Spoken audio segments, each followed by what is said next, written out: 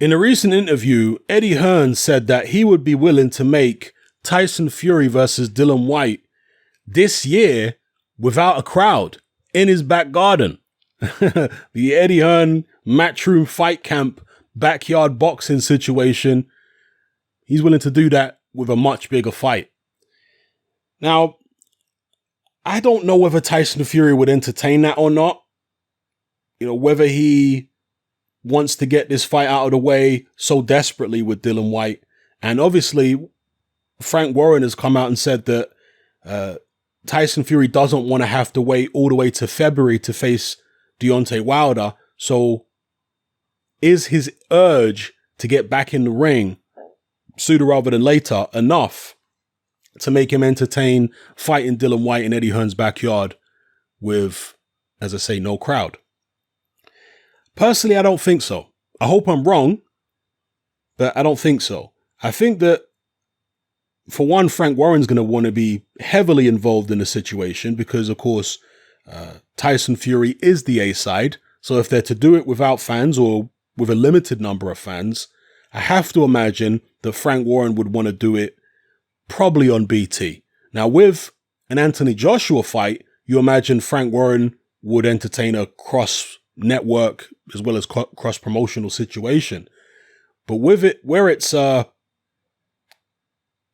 Whyte very much the B-side against Tyson Fury, surely he'll want that to at least be his own promotion rather than any kind of joint promotion. And perhaps he would concede and the network bosses would concede and do a joint pay-per-view, BT and Sky collaborating. Or again, perhaps Frank Warren and BT would say, no, our guy is by far and away the A-side. He's the bigger name. He's the one who generates more interest and makes more money. And he's got the better wins on his resume, at least in terms of Wilder and Klitschko. So we want it on our network. We're not willing to do any kind of deal with Sky. Yeah, those kind of conversations are obviously going to be had if this has any legs at all. This Tyson Fury Dillian Whyte fight in the UK with a small crowd or no crowd this year.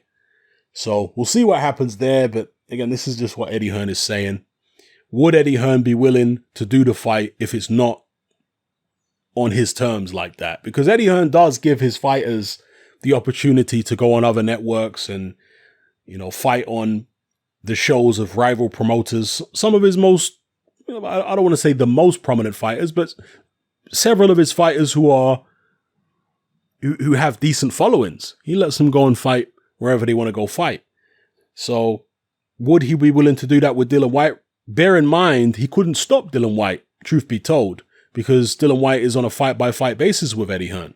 He couldn't actually stop him, but there could be ramifications for Dillian Whyte if he does something that Eddie Hearn doesn't want him to do. So let's say Dillian Whyte goes and fights Tyson Fury on BT. Eddie Hearn gets the hump, and he's like, you know what, Dillian? I don't want to work with you going forward. You go work with somebody else. You go work with Frank Warren or whatever, Would Eddie Hearn be that spiteful? Would he be that put out if Dillian Whyte was to go and do that? I don't know. I guess we'll see. But it's a possibility, and it's something that you have to consider as a fighter if you don't have a long-term contract is, you might not be tied down legally to Eddie Hearn, but if you go against his wishes, is the relationship going to be the same after that fight? Yeah, because a promoter can make things difficult for you without having to go down the legal route. Yes, again, a contract is two ways. It's not only the fighter that has obligations in a contract, it's the promoter that has obligations in a contract. So if you don't have a long-term contract with a fighter, the promoter is not obligated to give you any fights.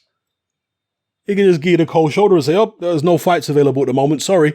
Not going to work too hard for you. Sorry. And there's nothing you can do legally because you don't have a long-term contract with him. So the flexibility of that is great for the fighter. Yeah, not getting tied down long-term to a promoter. But it's also great for the promoter in some situations anyway. Like a situation I just described where he's not happy with you. You haven't done what he wanted. Now he's not obligated to keep working with you. Doesn't have, and remember, if Dillian Whyte was to go off, fight Tyson Fury on BT Sport pay-per-view on Frank Warren's show, and as most people expect, he loses to Tyson Fury, well, his market value goes down, particularly if he gets dominated. Loses in a one-sided fashion. Does Eddie Hearn really want to forgive Dillian Whyte? Oh, let bygones be bygones and put him on shows and all that kind of stuff when his market value was dropped and when he hasn't done what Eddie Hearn wanted him to do? I don't know. You guys let me know in the comment section below. I know Eddie Hearn is not Frank Warren in terms of being a control freak. He's not that level of control freak.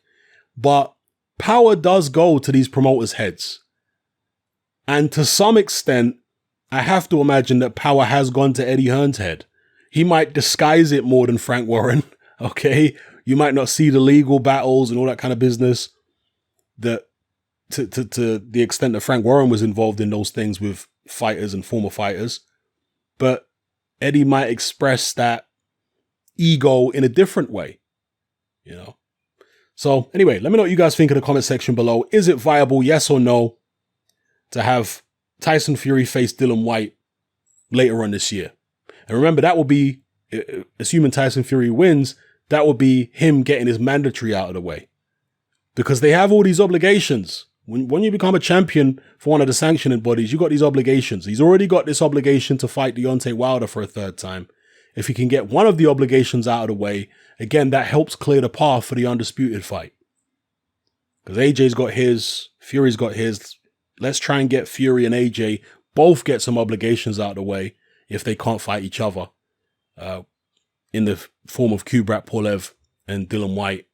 And that's no disrespect to Pulev or Whyte because this is the heavyweight division. Upsets do happen. We should all know this by now. Okay? But assuming those upsets don't, then it will be good for both parties, AJ and Fury, to get the mandatories out of the way, clear the path so that the undisputed fight can happen sooner rather than later. Let me know what you guys think in the comment section below. How would you feel about Fury versus Whyte with a small crowd or no crowd later on this year? Do you think that that is feasible? Do you think that Eddie Hearn would go for it? Do you think that Frank Warren would go for it? I think Frank Warren hasn't really talked about Tyson Fury fighting Dillian Whyte at all. So perhaps he's just not interested. But hopefully we get this meeting between Eddie Hearn and Frank Warren where they can discuss these things. Yeah.